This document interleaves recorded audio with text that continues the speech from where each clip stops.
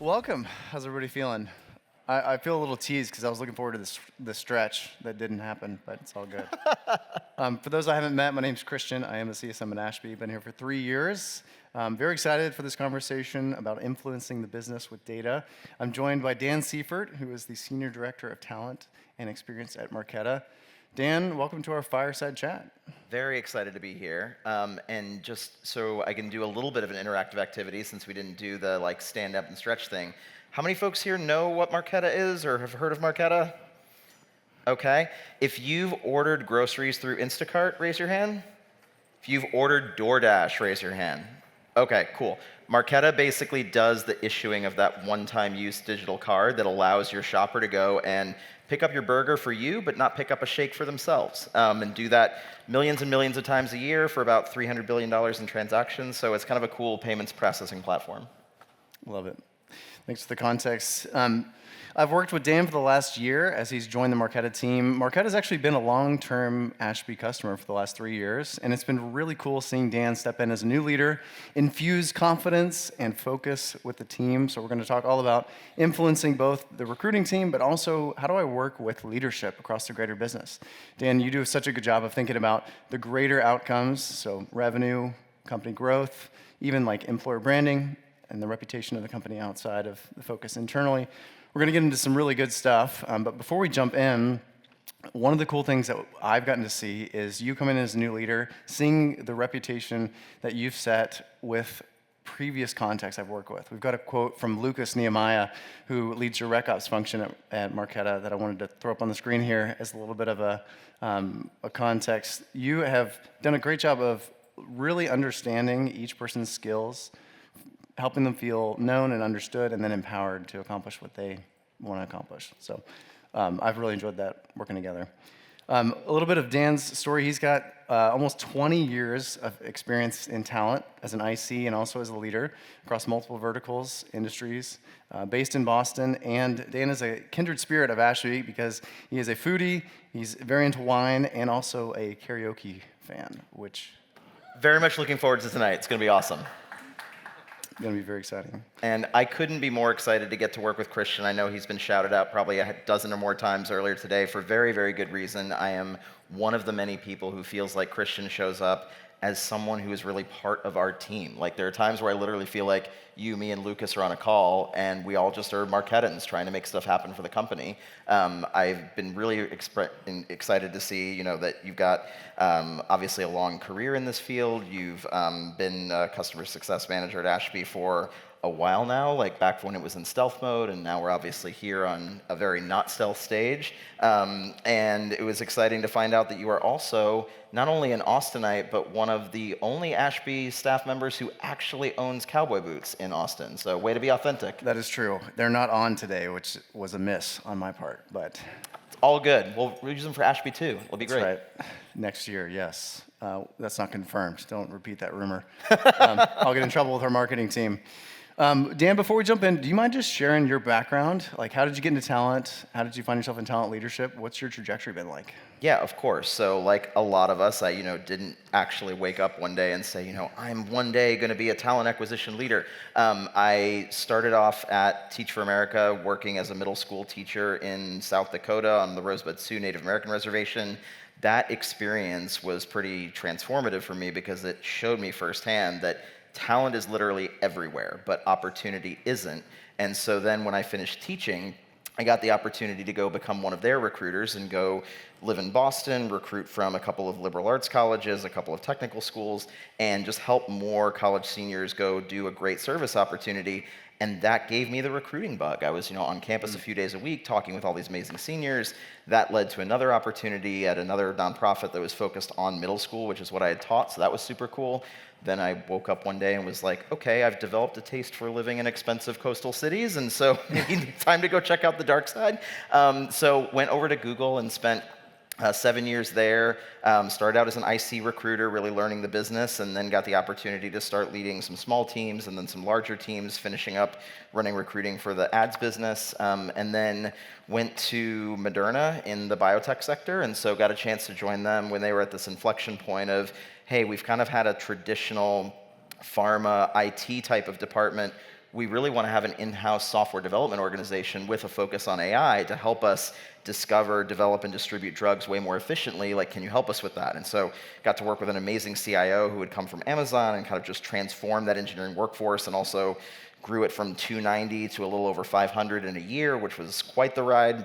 And now at Marqeta, learning about payments and fintech and just how we help them, build the kinds of platforms that can actually operate, someday at hyperscale. So it's been a really interesting ride, and I think what I keep learning is that if you master the fundamentals of this craft, including how to do great things with data, this career can take you almost anywhere, and it's really exciting to get to see kind of how you build companies with your stakeholders.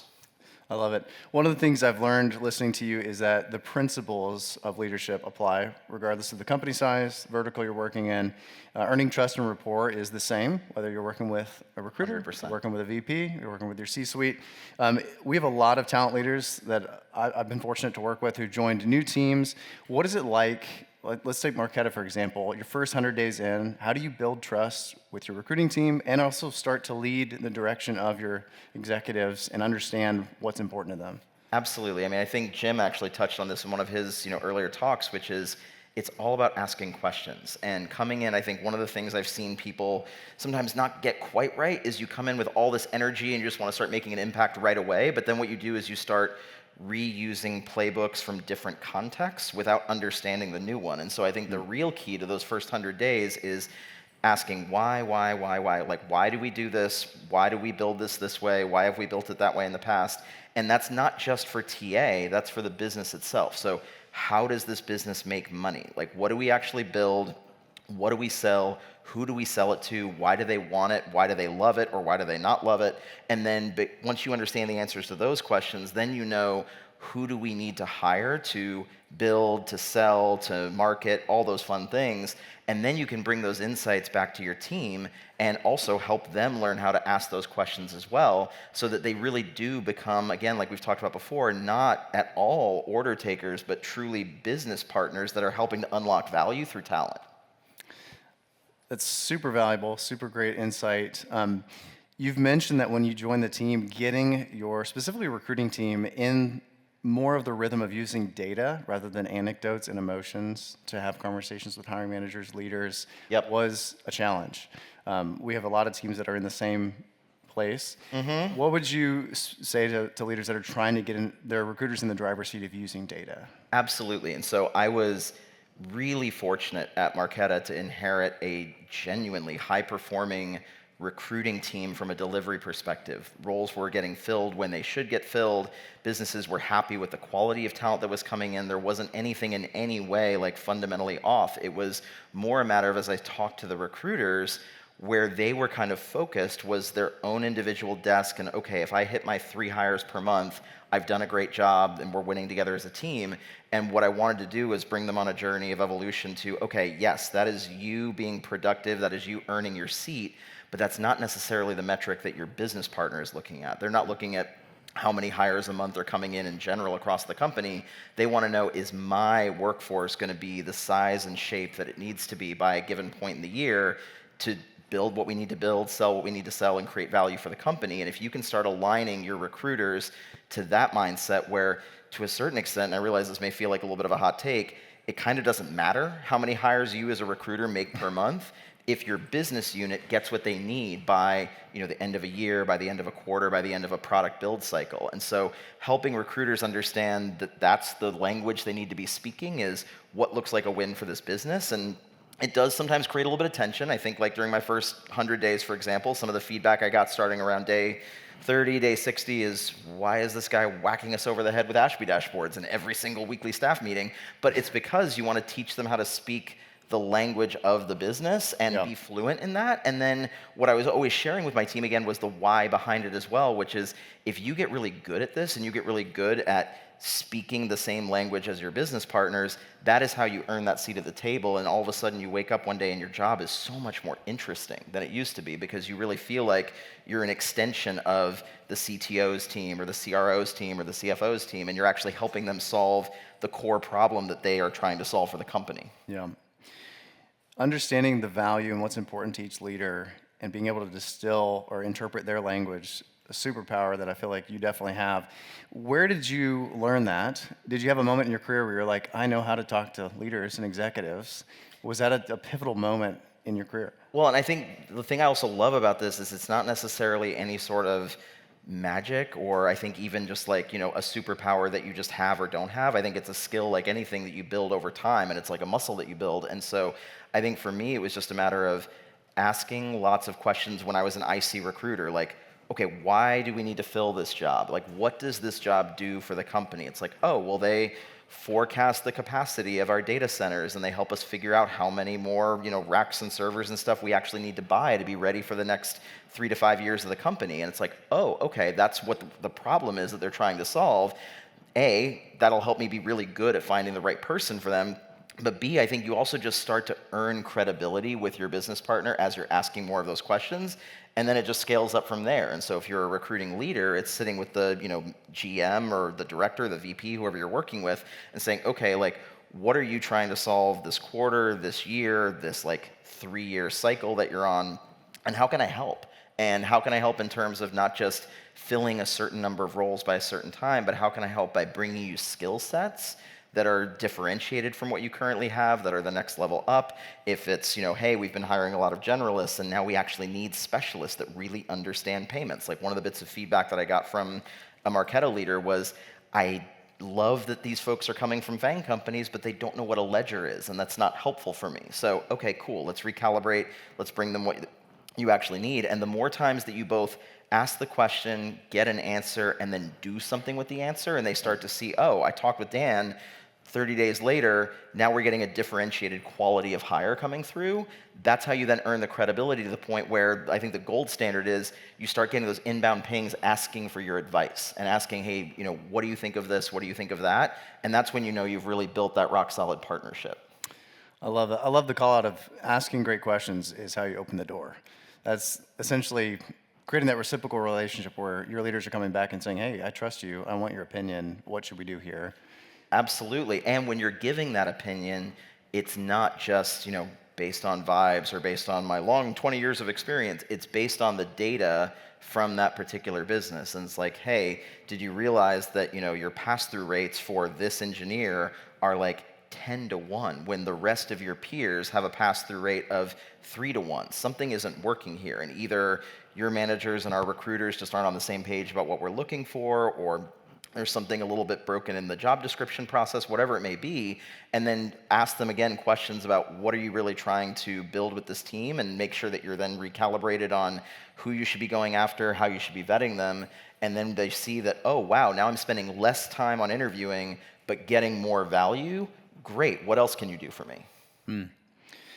One of the things, like being more collaborative with business partners, leaders, executives, gives you more agency, makes your job feel more creative, innovative. I think a lot of leaders in talent feel like they're just filling roles and kind of checking the boxes.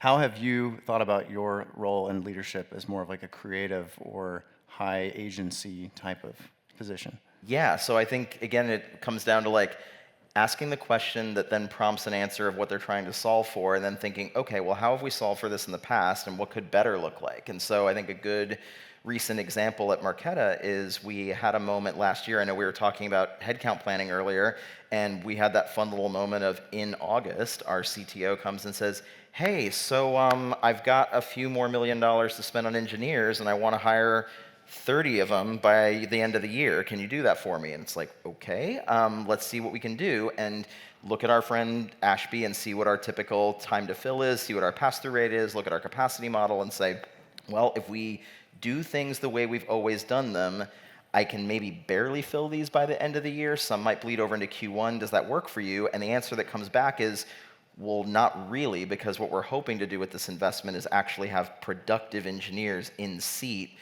by the end of Q3, so they're starting to deliver value in Q4, and are actually adding capacity for this year because we're trying to build things that our next level up of customer is going to need from us next year. It's like, oh, okay, so this is part of our scale-up journey from serving mostly mid-cap companies to enterprise companies, and we just need this horsepower now. So then, get back with the team and say, well, what are some different ways we could think about this? And the good news was these were mostly software engineer 1, software engineer 2s, so they didn't necessarily need to be super senior, but we still needed to set a high bar for things around, growth mindset and the basic skills they had. So what we did was figure out what's the MVP signal that we actually need to make a good decision on one of these hires, and what's the most efficient way we could do that. And so Marqeta had never really done batched hiring before, because they also hadn't really done a lot of entry-level hiring. So we put together a plan to do what we called super days. So we would do kind of a sprint cycle of, let's load up a day where we're doing 20 interviews in one day. We've got all the interviewers blocked out, and just set up a weekly cadence of doing those, say, like Monday is screening, Tuesday is hiring manager validation, give ourselves a break day on Wednesday, Thursday is when they're actually going through the loop, and then Thursday debrief, Friday offer, and hopefully get them to accept. And what was really exciting about this was we saw that not only did it have the intended effect of getting us to hire engineers about twice as fast as we would have based on our usual time to fill, but we actually had way higher pass-through rates. And we ended up with, instead of our usual 80% acceptance rate, we had a 94% acceptance rate a little bit earlier in the process. Instead of being a 3-to-1 to an offer, it was actually 2-to-1. And when I looked into what was going on there, a lot of it was, of course, our recruiting team had done an absolutely wonderful job of finding great, high-quality talent, but our candidates were delighted by the fact that they did all this work to prepare for an interview, and then they got a job offer the next day, and they were so much more likely to accept it. And so when we looked at all of that, I was then able to go back to the team and say, look, we actually got you more hires per hour of interviewing than you've ever had before. Let's scale this. And so now we're working on figuring out, not necessarily like a super day model, but in general, how do we align our SWE pipeline hiring with like a weekly predictable cadence of interviewing, which also gives the business what they want, which is they're not getting yanked off the floor at what seems like random times to go do interviewing. They can plan interview weekly into their engineering build cycle. And so I think being able to design things like that is rooted in a combination of really knowing what the business needs, really knowing your own data, and then to your point, playing around with it a little bit and getting to be creative. Yeah. How do you get buy-in from leaders to say, hey, we can try this super ambitious thing we've never done before, batch hiring, really quick turnaround at volume? How do you get executive sponsorship and make sure everybody's on the same page for interviewing and just the company engagement across the board? Yeah, I think first of all, of course, data rules everything. So you need to make sure that you have a really clear thesis for why you think this is going to be helpful. So in my case, it was a matter of, again, just looking at what our time to fill would have normally been, and if it was around 60 days for a software engineer, looking at where we were in the calendar, and then realizing, okay, that's not going to get us the unlocked value by the end of the year that we wanted to have. So what is the alternative? And it was using this batch day, showing where we had seen it used at other companies with similar needs. And then also trading on the bit of social capital that we had built already by delivering really well year to date, and then lots and lots of updates. One of the things that I knew is that our leaders were a bit nervous that they felt like they were putting all of their chips on these super days, and if the super days didn't pay off, was that a bad investment for them? Because what they were looking at is, okay, I get that you're making it a bit more predictable for me, but you're also telling me that on this one day, not much engineering is going to happen in my shop, and that's new for me, and I'm a little bit nervous about that. I want to know I'm getting value for that. And so what I made sure I was doing was not waiting until the end of, say, a 2 or 3 week sprint cycle, but after every single super day, just sending a quick little Slack to the CTO or the VP saying, hey, the scorecards are coming in. By the way, I think one of the other things we did really well was we set a clear expectation that we're going to do debrief same day. That means you have to turn in your scorecard right after the interview is over. So go ahead and hold time for that, get it done. And so I was able to then send them these messages saying, hey, we had 20 people interview today. 10 of them are going to be getting approved for offer. So that's a good leading indicator that all these chips you put down on this day is going to start to pay off. They can start to relax a little bit, and then we see that happen again the next week, and they're like, okay, we're actually onto something here. And then you do the same rinse and repeat once offers start going out and say, hey, we extended 10 offers today. So far, 8 of them have already been accepted. 1 is thinking about it. 1 is maybe trending towards a no, but that's still a 90% offer accept rate versus our usual 80%. So this is also working. And then what I ended up doing was, once we got through typically 2 to 3 weeks of these, I started an email thread with our whole executive team saying, hey, we've been trying this. Here are the early results. started getting a lot of positive feedback, not just positive feedback about the outcome, but just about the process of sharing with them these wins as you're going along, and then also sharing the insights on what we think is driving the wins. Like, hey, the faster we get someone to a decision, the more likely they are to accept, because everyone wants to feel wanted, and like having a job offer the day after you finish interviewing is a magical feeling. So I think as you go through it, making sure that you're keeping all of your stakeholders posted with like those micro updates, and then of course, being able to celebrate the really big win when you have 30 engineers showing up when they wanted them. The power of succeeding in a goal or initiative like that is pretty amazing. You've said something in the past that stood out to me, and you said that people will listen to information, data, but they'll act on stories. Being able to accomplish something like that and then tell the story of, hey, we did this in the past, we can do this again, or we can be creative, is like a super amazing tool to have in your tool belt.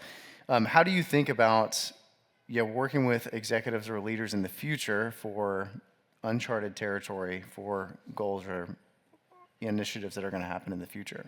Yeah, absolutely. Well, I think it's really about, again, like understanding what they're trying to accomplish. So if you're talking about, future state, okay, where are we thinking this business is going to go? And, one of the projects that we're starting to dig into is how do we really understand quality of hire in a more sophisticated way?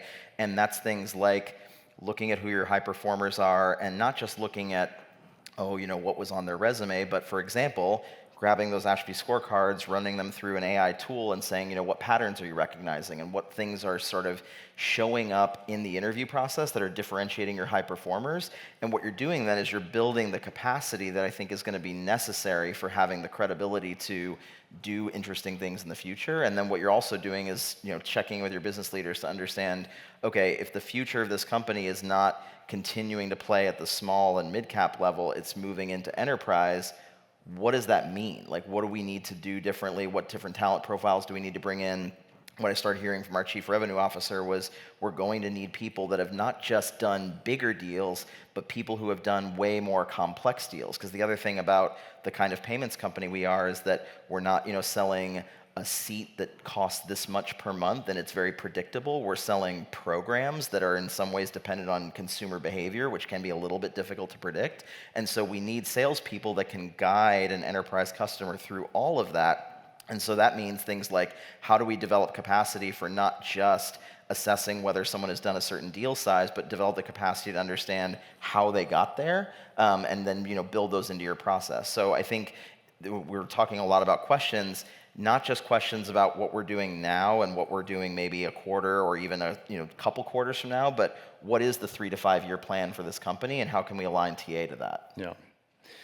You've always stood out as somebody who thinks very, very far ahead. I want to go back to the Canada batch hiring story real quick, because I want to get a little bit more practical in the conversation, talk about some of your all's metrics. Marqeta has some pretty amazing performance compared to our benchmarks that we'll cover here in a little bit. But I think we'll probably have some people here that are curious, like, how do you think about using Ashby as a tool, tangible reports and dashboards, to effectively tell the stories of success and also keep track of what's happening in real time, maybe even from the Canada story?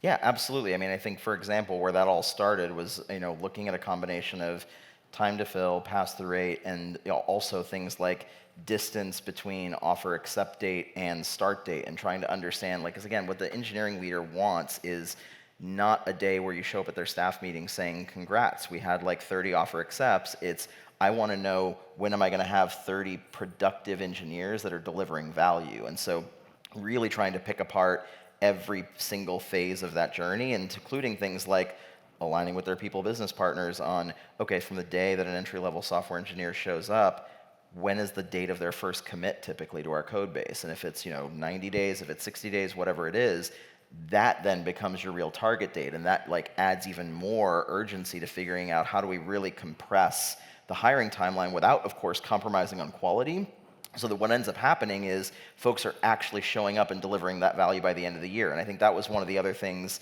we were really excited about in that example, is that we got this headcount ask in August, and because of the way we organize things, we started having our first hires showing up in mid-September. We had most of our hires done by the first week of October, and then we were able to actually have start dates come within typically 1 to 2 weeks, and have folks actually delivering value before Thanksgiving, which was a huge win for the company. And that was really the thing that the CTO was then gracious enough to give us some feedback about at the end of the year, was that it wasn't just that we had again checked the box on getting a bunch of signed offer letters, is that we had given him the capacity he needed to build the things that our product and our sales team needed to help the company win. Yeah, that kind of greater outcome and value to the company. One of the things, even looking at metrics and then telling the story to leaders, that's super important that I hear pretty frequently is what's normal? How do I know if our team is actually performing at a level that makes sense or is comparable to the greater talent community, the market? For you, you all have some pretty amazing metrics that are different and exceed our benchmarks, things that we release in like our talent trends reports or some of our benchmarks that our data team supplies us with. One of those in particular is Marqeta's scorecard response rate, which you mentioned a little bit earlier, is over 90%. 90% of interviews have a scorecard submitted. And that's way above our benchmark of 74%. I'm sure there are many leaders in here who are like, I wish I could get more interviewers to submit their scorecards. What is behind the secret of success there? I mean, I think it's consistency. And I think it's also, again, getting back to good questions and understanding the why. Just like we want to understand why a business needs a certain talent profile, we want them to understand why our process is the way it is. The last thing you want is a leader or a manager thinking, oh, this is just the process where I have to submit form A and SLA B and that's what I do. It's more we need you to submit this ahead of the debrief so that we can use that debrief to make the right decision on who you're spending your precious hiring budget on, and make sure that that person is going to add the value that we intend them to add, and that if they don't, we know why, and we know why we missed, so that the next debrief you have is the one that's going to get you your winner.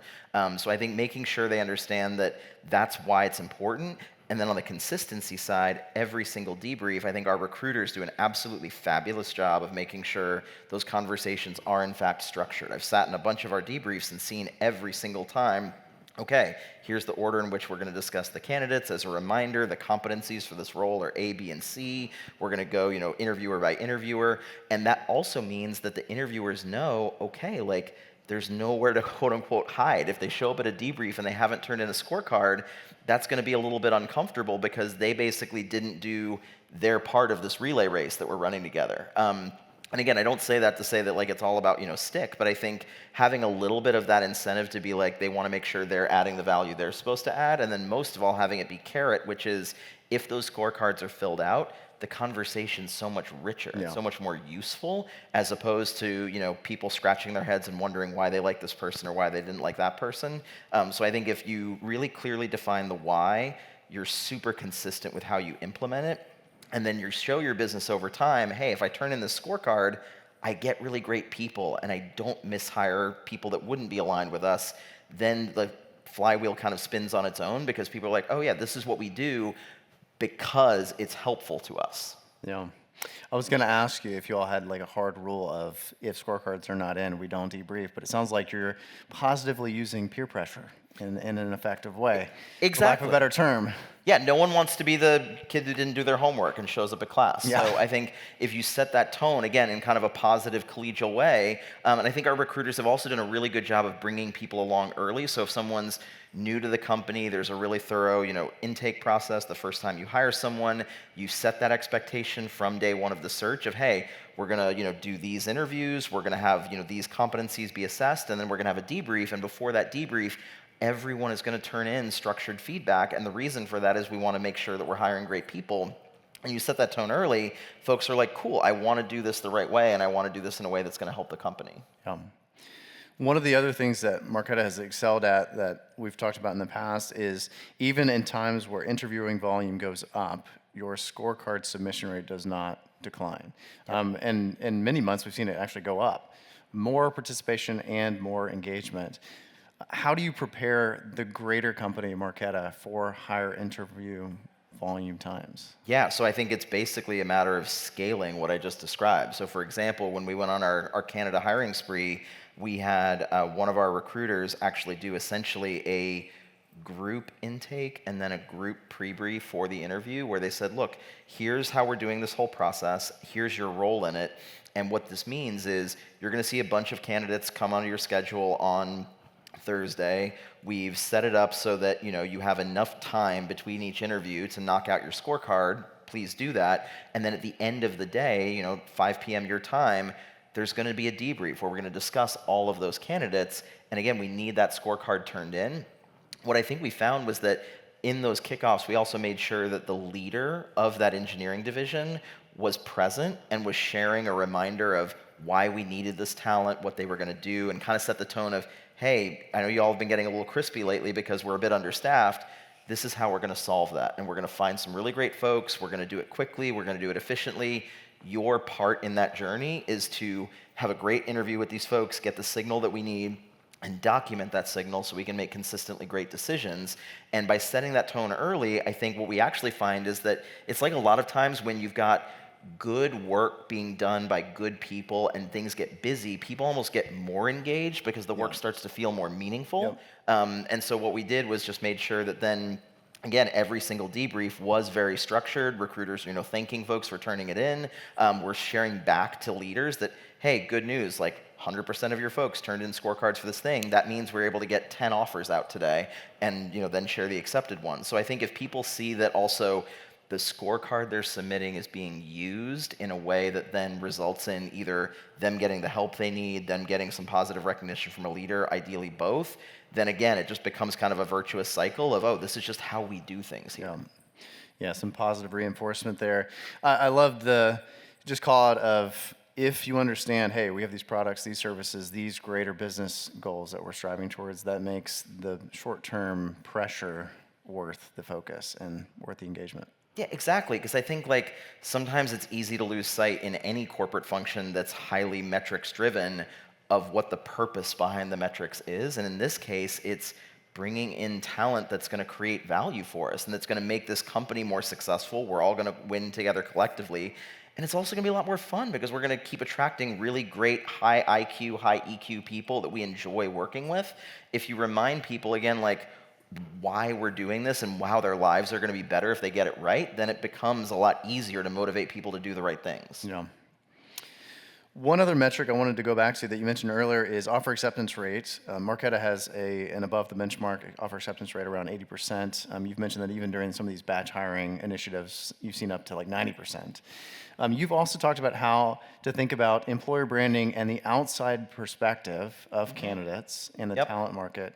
Think about the reputation of the company, of Marqeta.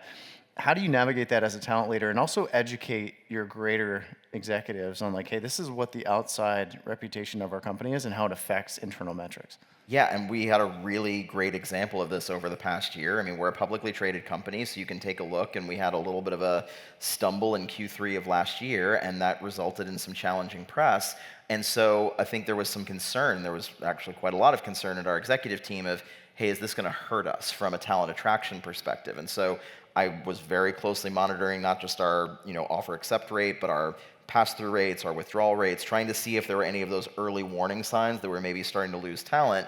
I think the thing that we've always been able to really anchor ourselves on is that we do have a really great process. We have a consistent approach to, okay, for this type of role at this level, we do this many interviews. We're able to tell the candidate on the very first call, this is what you should expect. And our recruiters do a fabulous job of following through consistently every single time. And I think we then also worked very closely with our friends in comms and our friends in marketing and friends in legal around what is both the right and appropriate way to frame kind of what particular sort of challenging moment we're working through as a company, what's driving that, what can we share with candidates, and then also just being really honest with them of, hey, things here could be a little challenging for a while. Are you up for that? And so I think one of the other things that I think it's important to get comfortable with as a recruiting team is educating candidates on when a company might not be right for them and have that decision made early in the process. And what we found was that meant that the candidates who did still choose to go through our journey still had as good, if not better, pass-through rates and accept rates because we were doing a little bit of that self-screening on the very front end. And then we were hearing from candidates that, hey, yeah, like you told me up front what to expect. You delivered through the interview process. You also told me what kinds of challenges the company is, going through. Because your process worked as intended and sort of you did what you said you would do, I'm now more inclined to trust that you also gave me real talk about where the company is. And that means that, yeah, you've told me what I'm signing up for. I'm ready to sign up for it. That transparency, honestly, is very, very powerful. Absolutely. I've heard a little bit from some teams as far as, even if a candidate isn't hired, you can still turn a candidate into a brand evangelist. You can still turn them into even a customer, oftentimes, if the product or service is, more retail facing. How do you think about like a great candidate experience, regardless of the challenges that may kind of exist? I mean, I still remember one of the first trainings I went to as an IC recruiter when I pivoted into tech, and the key takeaway was, if you simply do what you say you will do, when you say you will do it, you're already in the top 5% of people who practice this craft. Now, does that say great things about the state of our craft in general? Of course, no, but like it means there's a really easy path to differentiating yourself. And I think the same is true at scale, like when you're leading a team. And if you make sure that your recruiters understand your process, are bought into why they're doing the things they're doing, your interviewers are, your hiring managers are, because again, any link in that chain that's weak is going to cause a problem. You could have the best recruiters in the world, but if your hiring managers and interviewers aren't turning in scorecards, those recruiters are hamstrung and they can't give people the updates they want to give. So if you make sure that every player on the team knows what their role is and knows why their role is that way and then delivers on it, your candidate experience becomes in that top 5% simply because you are reliably and repeatably giving people the experience that you said they would give them. Yeah. And then once you have those fundamentals in place, you can start playing around with the fun stuff. So for example, with that Canada hiring sprint, one of the things we did was we're like, okay, I think a good number of these candidates may not necessarily know a ton about Marqeta. They may not necessarily know what they're going to get out of working here, especially as an early career professional. So what we did is we actually had some really just like fun, scrappy videos where we got one of our recruiters and one of our senior software engineers who had been hired as a SWE 1, gotten promoted to SWE 2, moved up to senior, did a little video interview of them and talking about why they loved doing what they were doing here, why they loved, joining early career, what it had, done for them. And then that video, we just dropped to each candidate the night before their interview saying, hey, just wanted to send you something to pump you up, get you excited, maybe introduce you to one of your future colleagues. We got so many positive responses from that, even from candidates who didn't get the job, just saying, hey, no one's ever done this for me before. Thank you for that. It made a difference feeling like someone at the company actually really cared about the experience I was going to have. They cared about the fact that I was feeling some butterflies the day before my interview. And then similar to all the people who got an offer the day after they interviewed, the people who didn't get an offer also got told, ideally with a little bit of constructive feedback the day after, and they felt respected too. And they felt like, okay, it didn't work out, but you didn't string me along. You certainly didn't ghost me. And those folks are now people that we've been able to go back to. I think one of the things I'm truly proudest of on behalf of our team is how many revisit candidates we're starting to see and how many times I'm hearing from a recruiter, hey, this candidate didn't work out last time, but they and I have stayed in touch. Now we're going to be able to place them here. Like, that's absolutely wonderful, both for them and for the brand of the company. Yes, that definitely reinforces the excellence and the reputation and character of Marqeta. Really, really great insights. Dan, to kind of wrap up our time, I want to ask you a couple last questions. Ashby, everything that we do is built around excellence. Our hiring excellence framework, which we'll talk about here in a few minutes in our next session, underlays what we build in the product, our benchmark information, and a lot of material on our blog from our marketing team, and also how we partner and collaborate with customers. What does excellence mean to you?